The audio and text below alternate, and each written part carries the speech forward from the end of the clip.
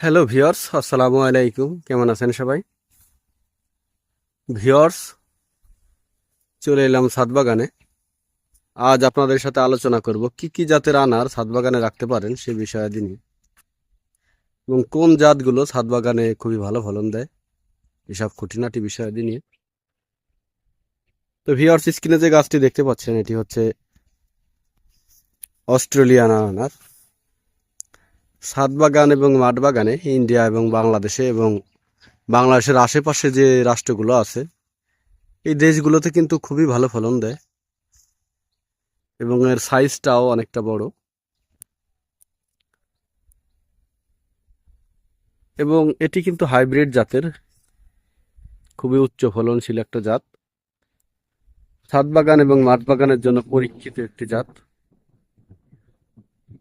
তো ভিউয়ার্স, আপনারা চাইলে ছাদ বাগানে অস্ট্রেলিয়ান আনার গাছ রাখতে পারেন, এটি 12 মাসে ফল দিবে। তো আমার এই গাছটিতে দেখতে পাচ্ছেন ফল একবার হারভেস্ট করে নিয়েছি, দ্বিতীয়বারের ফলন এগুলো। তো আসলে বর্ষার সময় ফলন নেওয়াটা অনেক টাফ, কারণ বর্ষার সময় ছত্রাকের আক্রমণ বেশি থাকে এবং ছত্রাকের আক্রমণে ফুলগুলো ঝরে যায়, ফলেও পচন ধরে। তো যেগুলা পচন ধরেছে সেগুলো কিছু ছিঁড়ে ফেলেছি, কিছু এমনিতেই পড়ে গিয়েছে। তারপরেও মাশাল্লাহ বেশ ভালোই ফলন রয়েছে, এগুলা বড় হলে হয়তো আরো বেশি দেখাবে। তো নতুন করে আবার ফলন নেওয়ার জন্য আমি এই গাছগুলোকে এই হালকা কিছু প্রুনিং করে খাদ্য দিব, খাদ্য দিয়ে পিজিআর দিয়ে দিব। মাশাল্লাহ, আশা করি এবারও শীতে ভালো ফলন নিতে পারবো।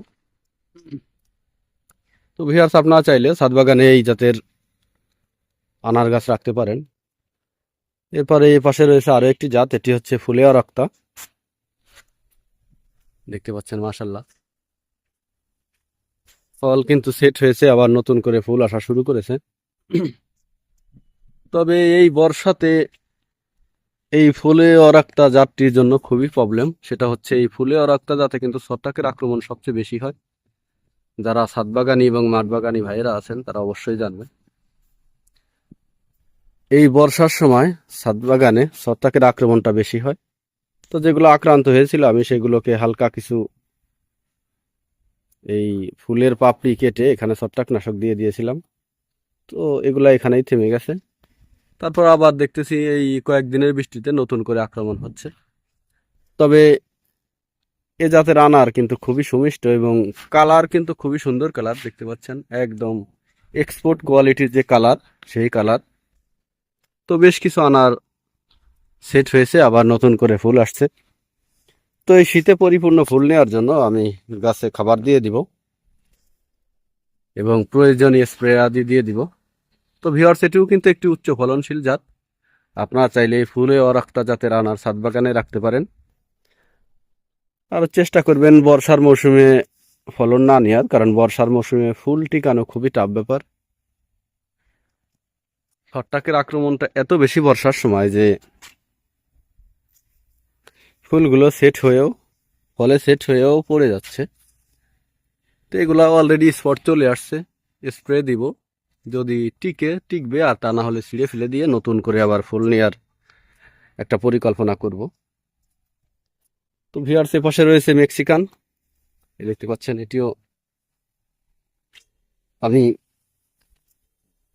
প্রুনিং করে দিয়েছি এবং হালকা আরো কিছু প্রুনিং প্রয়োজন এবং খাদ্য দিব। খাদ্য দিয়ে প্রয়োজনীয় পিজিআর এবং অন্যান্য ওষুধাদি স্প্রে করে দিব,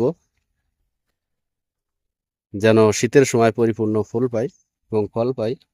তো ভিউয়ার্স, আপনারা চাইলে এই মেক্সিকান আনারের জাত ছাদ বাগানে রাখতে পারেন। এটি অত্যন্ত সুন্দর একটি জাত, খেতে খুবই সুমিষ্ট এবং বীজগুলো নরম।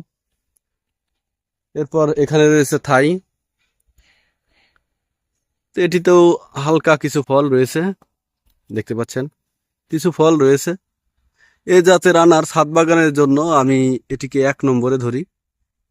প্রথম নম্বরে আছে এই থাই। আপনারা চাইলে ছাদ বাগানে এটি রাখতে পারেন। এটি অত্যন্ত উচ্চ ফলনশীল এবং যতগুলো আনার আছে আমার ছাদ বাগানে প্রায় 17 থেকে 18টি জাতের, এর ভিতরে এই থাই জাতের আনারই সবচেয়ে বড় হয়। আপনারা চাইলে থাই জাতের আনারও ছাদ বাগানে রাখতে পারেন। তো এটিতেও মাশাল্লাহ বেশ ভালো ফলন আছে এবং নতুন করে ফলন নিব। এটিও থাই, দেখতে পাচ্ছেন। তো এই পাশে আরও একটি জাত রয়েছে যার কথা না বললেই নয়, এটি হচ্ছে সোলাপুর লাল। এটির ফলন কিন্তু অনেকটা থোকায় থোকায় আসে। এই দেখতে পাচ্ছেন মাশাল্লাহ খুব সুন্দর কালার এবং ফলগুলো সেট হয়েছে। প্রত্যেকটা ডালেই কিন্তু কম বেশি ভালো ফল সেট হয়েছে, দেখতে পাচ্ছেন আপনারা। তো ভিউয়ার্স, এ জাতের আনারও আপনারা ছাদ বাগানে রাখতে পারেন।